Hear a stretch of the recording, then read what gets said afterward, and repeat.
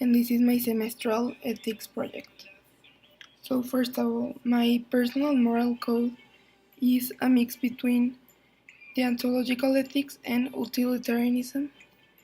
And deontology is that lying is always wrong, no matter the end result. And utilitarianism is when the end justifies the means. So, deontology. With deontology, I agree with most of the parts that deontology has. For example, keeping promises and not killing people.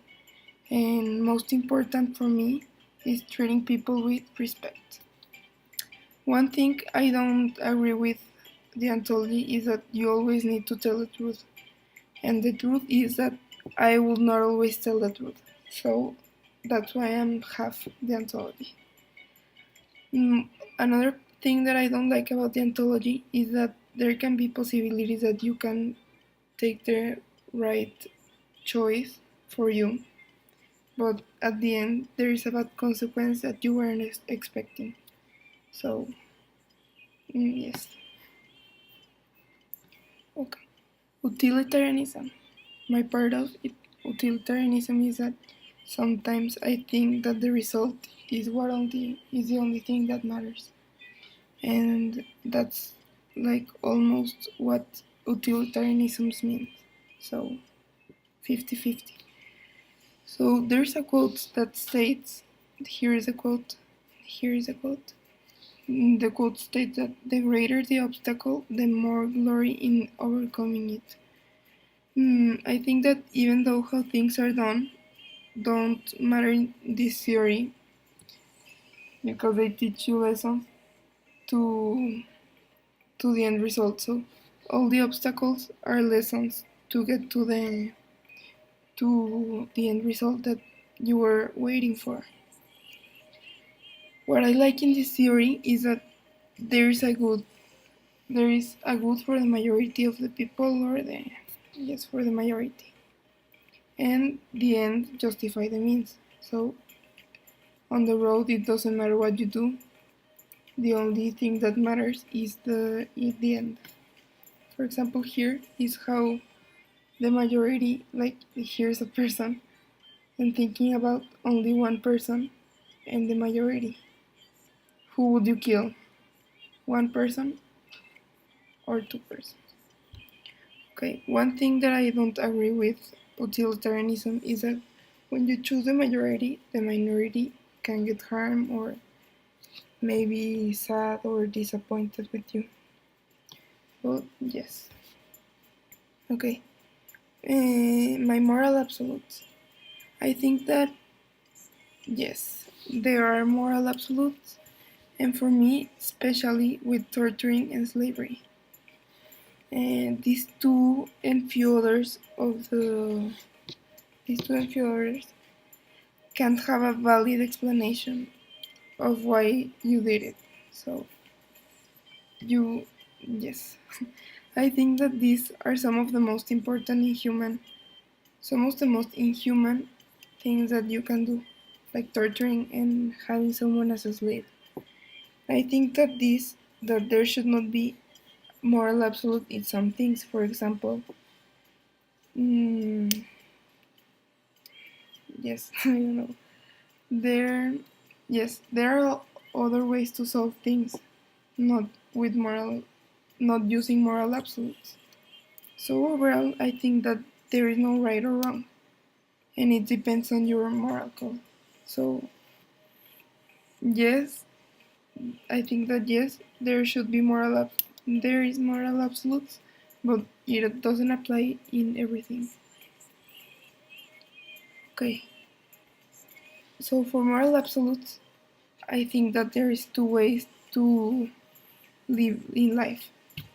Well, there is always an easy way and the difficult way. There is always an easy way and there is always a difficult way, but it has better results at the end. So, in the easy way to get, for example, you don't wake up in the morning because you are lazy and then you go and steal someone's money and then you go threat to life someone so they give you money. That's taking the easy way in life.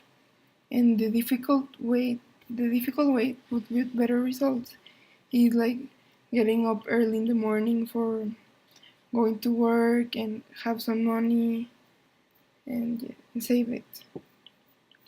So next topic is importance of human rights.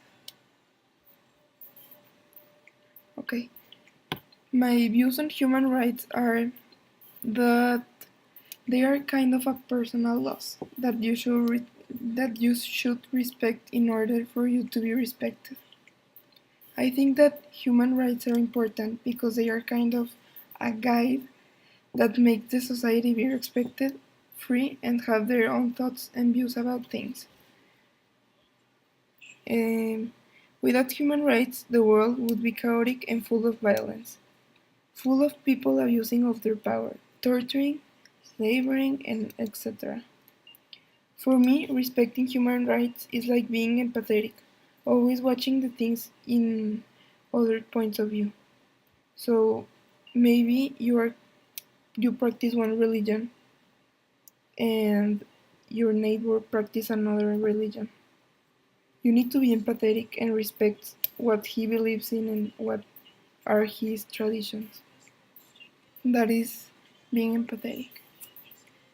Okay, the three most important human rights for me, sorry I wrote this wrong, are number 1, number 30, and number 5. Number 1 states that we are all born free and equal. We all have our own thoughts and ideas. We all should be treated in the same way. Number 30 states that nobody can take away these rights and freedom from us. And number 5 is nobody has any right to hurt or torture us to threat or cruelty. Here's a doll that is being tortured. Well, looks that she's suffering. This is diversity. We are all like we're all the same. And this is uh, like a man running away from like being free. My personal responsibilities for the first human right, it would be that I will need to treat everyone, regardless of their gender, ethnic origin, social status, political opinion, language, age, nationality, or religion, in a human way. So everyone is the same, and everyone deserves to be treated the same. Doesn't matter all of the characteristics I mentioned before. Um, the third human right, my responsibility would be promoting this last human right. So I don't know if I'm explaining myself, but you need to promote human rights by promoting this 30 uh, article. You need to promote it because it's one of the most important ones. And another thing I could do is encouraging new generations to get more involved in all of this so we can have a better future filled with equality and like treating everyone equal and not being racist and all of that. And the fifth human right might be to treat others with the respect and encourage other people to do the same and not solving their problems with violence, hurting, or cruelty. So here's an image that says, give respect and you get respect. And it's all a loop. If you are respectful with everyone, they will be respectful with you. Treat others as you would treat them. As you would like them to treat you, sorry. And this is environmental ethics. Environmental ethics is a belief that humans are part of the society as well as other living creatures, includes animals and plants. Okay, one of the issues that we are facing right now is the excessive use of plastic. There is a lot of plastic nowadays in the world, so it is causing a lot of chaos in the world. Mm, This excessive use of plastic is harmful for the earth, for the humans, and for plants. It causes environmental pollution. It affects the oceans and rivers. Plastic releases toxic chemicals that are harmful for humans and can cause cancer. So, yes, plastic also alterates the food chain and it poisons the food chain. It's alterated because if an animal eats a little bit of plastic and then the other animal comes and eats the animal with plastic and then all the animals have plastic in their organisms and those plastic release toxins that are harmful for the organic, yes, for their system. So, in the other hand, sometimes plastic might be more hygienic and cheaper. That's the only two benefits that I can see in plastic. But we should not care about those benefits because I think that we like you can find bottles that are cheap and you can have soap that it's hygienic, you know. There are more solutions. You need to like as I mentioned before in the moral code is that there are two ways. You need to take the difficult with better results. And by considering all of these dangers, we are all going to be benefited, which is an utilitarianism theory. Like all, like the majority gets benefited. We are all benefited. You, I, and the planet Earth, animals, and also plants. Here are some photos of water, plastic bottles, a kid that is like full of plastic, toothbrushes, coffees, lids of the sodas, detergents, straws. When you go to the beach, all those buckets for the sand. And yes, I think, well, this is pollution is a very, very serious problem right now. And we need to stop it like now if we want to have a future and if we want if we want our kids to have a future. Okay, so here are some solutions uh, came up with. And one solution for ending plastic use is that when you go to the supermarket, you can use reusable bags. All of these solutions are a trend right now, but I think that people always say like, yes, take your water bottle, take your topper, take your utensils like who are reusable. People always say things, but they don't make the action. They don't act. They just say it and spread it. That's a good thing, but sometimes it's good to take the actions and not only promote it.